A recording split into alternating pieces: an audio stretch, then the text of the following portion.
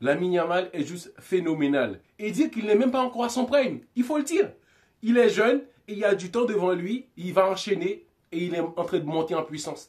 Le Barça a gagné 1-0, mais c'est quand même grâce à Pedri et Lamine Yamal. Ces deux joueurs-là nous ont sorti un match individuellement correct et grâce à eux, le Barça a pu avoir plus de profondeur, plus d'actions dangereuses grâce à Lamine et Pedri. Donc les autres, oui, c'est une équipe bien huilée et possession de balle, tout ça, et le hors-jeu, encore pire. Il faut parler un peu du hors-jeu. Le hors-jeu Barcelone, c'est psychologique aussi. Il entre dans ta tête et quand c'est fait, comme Mbappé, tu ne te rends même pas compte que tu es hors-jeu. Tu es perdu. Parce qu'une fois que tu étais signé à les positions avancées pendant plus de 3 fois, tu doutes. Tu doutes est-ce que tu es en position avancée ou pas. Et là, tu continues l'action sans même pas...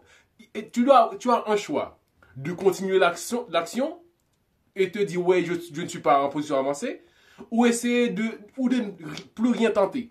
Donc là, les adversaires tombent toujours dans le piège de tenter, mais ça ne marchera pas parce que tu ne suis pas la ligne défensive barcelonaise.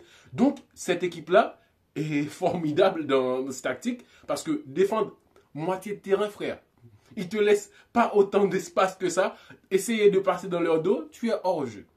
Donc là, Lamine Yamal entame le match, il enchaîne des dribbles comme ça, ouais. C'était du Messi. Ça fait longtemps qu'on ne voyait pas ce genre de choses au Barcelone. Mais là, Lamine Yamal, et c'est pas un joueur qui dribble, qui perd le contrôle du jeu. Il dribble, en même temps, il sait où se positionnent ses joueurs. Parce que ces derniers passes, en première période, je parle, quand il enchaînait des dribbles, et là, il lève sa tête, il trouve un partenaire démarqué qui aurait pu marquer. Donc là, c'est un joueur capable et de dribbler, vision, tir. Alors ouais, il est complet le mec. Il est complet. Donc qu'est-ce qu'on va dire de ce joueur dans les années à venir? Là, le Barça se positionne aussi pour aller faire peur au Real Madrid. Pourquoi? Faire peur aux Madrilènes en général. Parce que l'Atlético et le Real, ils vont s'affronter. Donc le Barça, il gagne.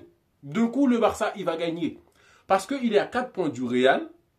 Et je crois que un peu 2 points, 3 points au d'écart et de l'Atlético, le Barça va être content le week-end prochain.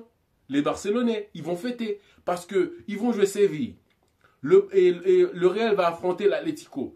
En cas de défaite du Real Madrid, ça s'aggrave, ok? Passe à 1 point. Et il y a le Classico qui leur attend. Donc là, le Real Madrid qui pouvait se la couler douce avec la Liga se met en danger tout seul parce qu'il va y avoir des choses. Donc le Barça et Lewandowski qui a 17 buts et Lamine Yamal 10 passes décisives. Donc, pour eux, cette victoire-là, 1-0, moi je m'attendais à un peu plus de buts, plus de 2 buts d'écart pour la victoire du Barça ou 3 buts même. Mais ils ont gagné 1-0. C'est parce que ce match-là était vraiment...